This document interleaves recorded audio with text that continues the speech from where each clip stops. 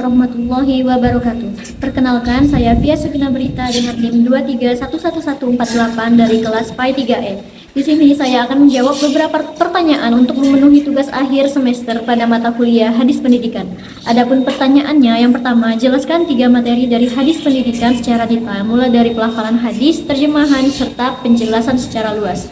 Kedua, bagaimana hadis-hadis pendidikan dapat memberikan panduan dalam menghadapi pertanyaan dan permasalahan pendidikan pendidikan anak usia dini di era modern.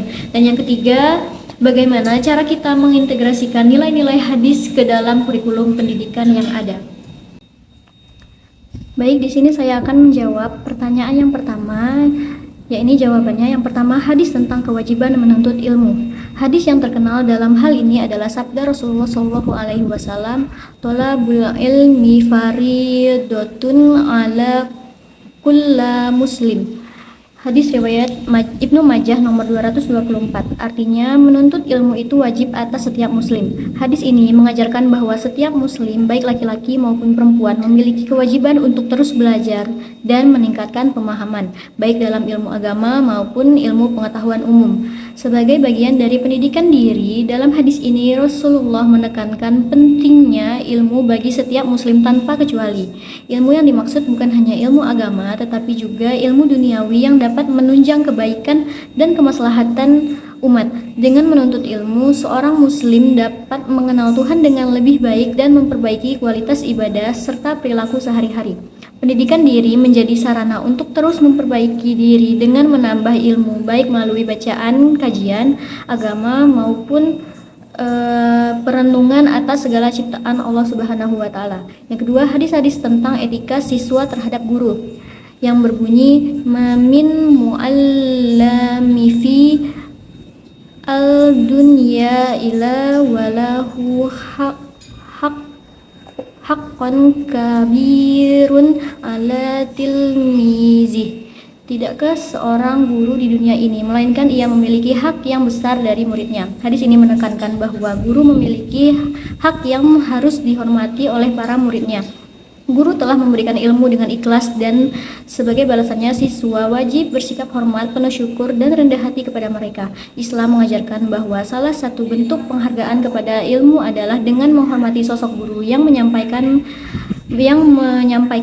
Melalui hadis ini, para murid diingatkan untuk selalu menghormati dan mengakui hak-hak guru dalam setiap proses pembelajaran sebagai wujud penghargaan kepada mereka yang telah berjasa. Yang ketiga, hadis tentang berbakti kepada orang tua. Dari Abdullah bin Mas'ud radhiyallahu anhu, beliau mengatakan, "Ridho Allah fi ridho al-walidain, fasakhatullahi fi sakhatil walidain."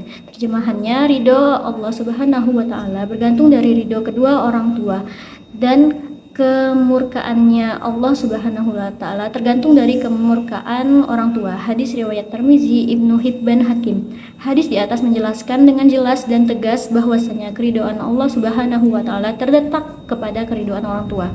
Oleh karena itu, seorang anak wajib untuk selalu berusaha mendapatkan keridhaan dari orang tuanya, dan haram melakukan sesuatu perbuatan yang dapat memancing amarah keduanya.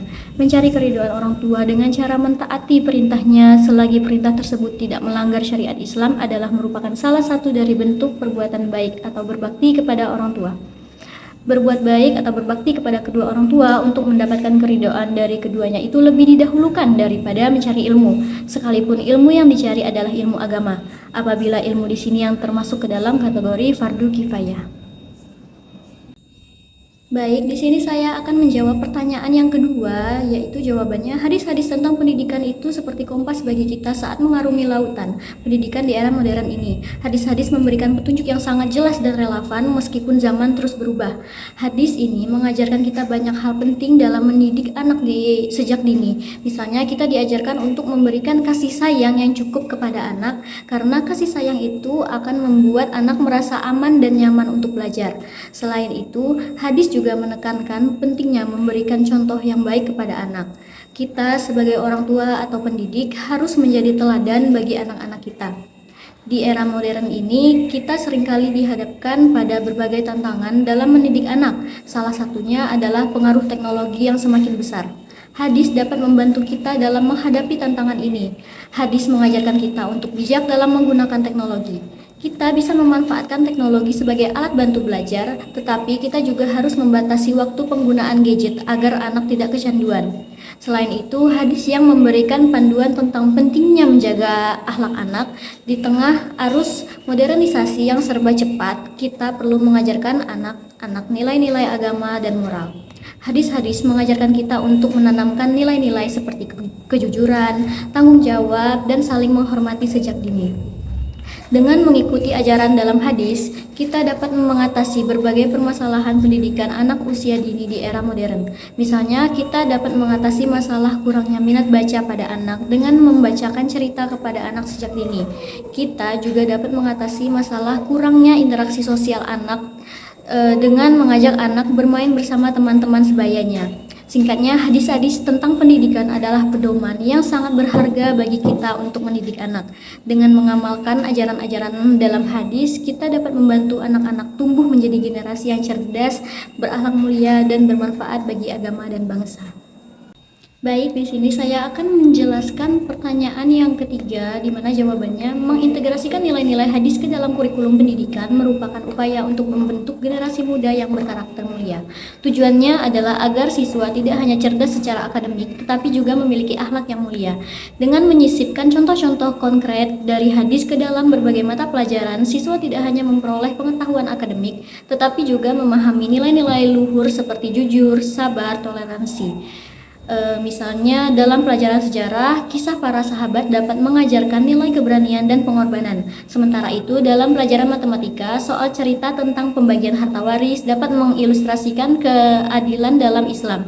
Dengan demikian, siswa tidak hanya pandai dalam akademik, tetapi juga memiliki akhlak yang terpuji. Beberapa cara yang bisa dilakukan seperti yang pertama, membuat contoh soal atau cerita yang diambil dari hadis. Misalnya dalam pelajaran matematika, kita bisa membuat soal-soal cerita tentang pembagian harta waris sesuai dengan aturan Islam yang terdapat dalam hadis. Kedua, mengaitkan materi pelajaran tentang hadis. Setiap materi pelajaran pasti memiliki nilai-nilai yang terkandung di dalamnya. Misalnya dalam pelajaran sejarah, kita bisa mengaitkan kisah para sahabat dengan nilai kesabaran dan keteladanan yang terdapat dalam hadis.